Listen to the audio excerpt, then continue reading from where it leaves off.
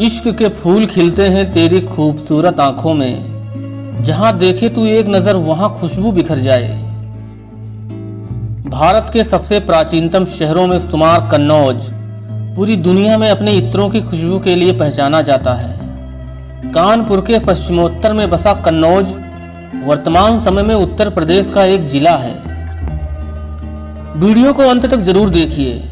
आज आप जानेंगे कन्नौज जिले का शानदार इतिहास और साथ में आप कन्नौज के वर्तमान से भी भली भांति परिचित होंगे। और वीडियो के अंत में आप जानेंगे कन्नौज जिले की सबसे खास बातें। तो चलिए चलते हैं कन्नौज जनपद के ऐतिहासिक सफर पर।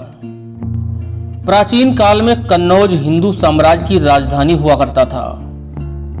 उस समय ये शहर कान्यकुब्ज के नाम से जाना जाता था। ऐसा माना जाता है कि कान्यकुब्ज ब्राह्मणों का मूल निवास यही कन्नौज था। धीरे धीरे समय गुजरता गया और ये लोग अपनी आवश्यकताओं की पूर्ति के लिए और विभिन्न रोजगार एवं व्यवसाय करने के लिए भारत के अन्य शहरों में बसते गए। 5वीं शताब्दी में कन्नौज गुप्त साम्राज्य का एक प्रमुख नगर हुआ करता था। 6ठी शताब्दी आते आते इस समृद्ध शहर पर हूणों की नजर जाकर टिक गई और इसको जीतने के उद्देश्य से हूणों ने कन्नौज पर कई आक्रमण किए। हूणों के आक्रमण से यह शहर तहस नहस हो गया था। गुप्त साम्राज्य के पतन के बाद मौखरी वंश के शासकों ने स्वयं को यहाँ मजबूती से स्थापित किया और कन्नौज को अपने राज्य की राजधानी बना दिया। इतिहास के पन्नों में प्रसिद्ध महान सम्राट हर्षवर्धन के शासनकाल के दौरान कन्नौज का चहुमुखी विकास हुआ और उस दौरान कन्नौज की प्रसिद्धि चारों दिशाओं में फैल गई। 11वीं शताब्दी की शुरुआत भारत के लिए अच्छी साबित नहीं हुई। वो बुरा दौर शुरू हो चुका था जिसमें भारत की दशा और दिशा दोनों बदलने वाली थी, क्योंकि विदेशी मुस्लिम आक्रांताओं का आक्रमण सिलसिलेवार तरीके से भारत के कई राज्यों पर शुरू हो चुका था। बेरहम मुस्लिम आक्रांताओं की नज़र से कन्नौज भी नहीं बच पाया। 1018 ईस्वी में महमूद गजनबी ने एक बड़ी सेना के साथ कन्नौज पर हमला कर दिया। तमाम बौद्ध मंदिर और हिंदू मंदिरों को भी नष्ट कर दिया गया और मंदिरों में जमकर लूटपाट करने के बाद कन्नौज को क्षत विक्षत करके चला गया। कुछ इतिहासकारों के अनुसार सन 1191 व 1192 एक ऐसा वर्ष था जिसने भारत के इतिहास को बदल कर रख दिया था। तराइन का युद्ध, जो महापराक्रमी राजा पृथ्वीराज चौहान और मोहम्मद गौरी के बीच लड़ा गया था। सन 1192 तराइन के दूसरे युद्ध में पृथ्वीराज चौहान पराजित हो गए थे और मोहम्मद गौरी द्वारा बंदी बना लिए गए थे। इस घटना का पूरा श्रेय तत्कालीन कन्नौज के राजा जयचंद पर जाता है, क्योंकि जयचंद ने ही मोहम्मद गौरी को दिल्ली पर हमला करने का न्योता दिया था। इस राजा ने कन्नौज के दामन पर जो दाग वर्षों पहले लगाया था वो आज भी नहीं मिट पाया है। लेकिन मैं आपको बताना चाहता हूं, कन्नौज के राजा जयचंद गद्दार नहीं थे, बल्कि गढ़वाल वंश के एक महान राजा थे। उन्होंने मोहम्मद गौरी को आमंत्रित नहीं किया था, बल्कि ये एक संयोग मात्र था। उस समय पृथ्वीराज चौहान के अधीन जयचंद कन्नौज पर राज करते थे, क्योंकि कन्नौज को चौहानों ने जीत लिया था। उसी समय मोहम्मद गौरी ने दिल्ली पर हमला कर दिया। इसीलिए कुछ इतिहासकारों ने कहा कि जयचंद ने मोहम्मद गौरी को हमला करने के लिए प्रेरित किया था। 1194 ईस्वी में खुद जयचंद मोहम्मद गौरी के साथ बहादुरी से लड़ा और वीरगति को प्राप्त हुआ था। अब आप ही कमेंट में बताइए कि जयचंद को आप क्या मानते हो, गद्दार या देशभक्त। जयचंद के बाद कन्नौज क्षेत्र पर सत्ता बदलती रही। दिल्ली की तख्त पर बैठे शासकों के अंतर्गत इस क्षेत्र पर तमाम राजा राज करते गए। गुलाम वंश, तुगलक वंश से लेकर मुगलों तक का इस क्षेत्र पर नियंत्रण रहा। मुगल सम्राट अकबर के शासनकाल के दौरान कन्नौज में मुगलों का एक कार्यालय भी स्थापित किया गया था, जिसमें मुगल सेना के तमाम आला अधिकारी रहा करते थे। भारत में अंग्रेजी हुकूमत स्थापित होने पर धीरे धीरे कन्नौज भी पूर्ण रूप से अंग्रेजी सरकार के अधीन हो गया था।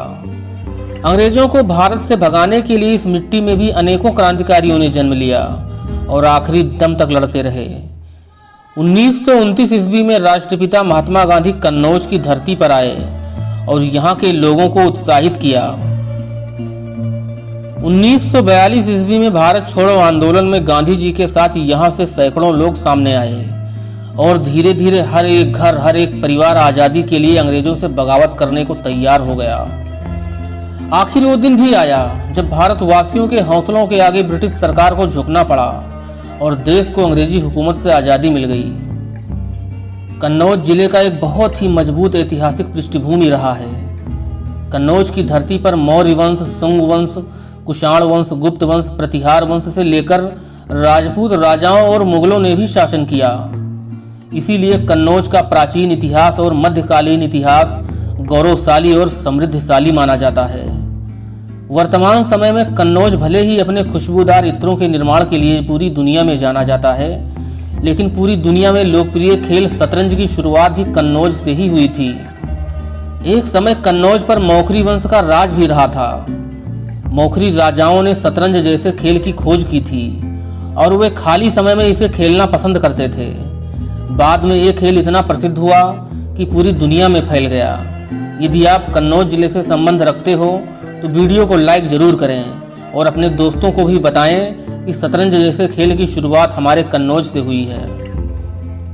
सन 1997 में उत्तर प्रदेश की तत्कालीन मुख्यमंत्री सुश्री मायावती जी के फैसले के बाद कन्नौज को स्वतंत्र जनपद का दर्जा मिल गया था। इससे पहले कन्नौज फर्रुखाबाद जनपद का एक प्रमुख हिस्सा हुआ करता था। कन्नौज जनपद कानपुर मंडल के अंतर्गत आता है। इस जिले की उत्तरी सीमाएं फर्रुखाबाद जिले को स्पर्श करती हैं। दक्षिण पूर्वी दिशा की ओर कानपुर देहात, पूर्व की ओर हरदोई, जबकि कन्नौज जिले के पश्चिमी दिशा में मैनपुरी और इटावा जनपद की सीमाएं हैं। कन्नौज जनपद 2093 वर्ग किलोमीटर के क्षेत्रफल में फैला हुआ है। यहाँ बोली जाने वाली भाषाएं हिंदी, कन्नौजी व उर्दू हैं। 2011 की जनगणना के अनुसार इस जिले की जनसंख्या लगभग 17 लाख से ज्यादा सर्वे की गई थी। जिले की 80% आबादी ग्रामीण क्षेत्रों में निवास करती है, जबकि 20% लोग शहरी क्षेत्रों में निवास करते हैं। 2011 धार्मिक जनगणना के अनुसार जनपद में 83.05% हिंदू और 16.54% मुस्लिम आबादी निवास करती है, जबकि 0.41% में अन्य वर्गों जैसे सिख, ईसाई, बौद्ध व जैन धर्म को मानने वाले लोग रहते हैं। जिले का लिंगा अनुपात 879 है, अर्थात प्रति 1000 पुरुषों पर 879 महिलाओं का लिंगानुपात है।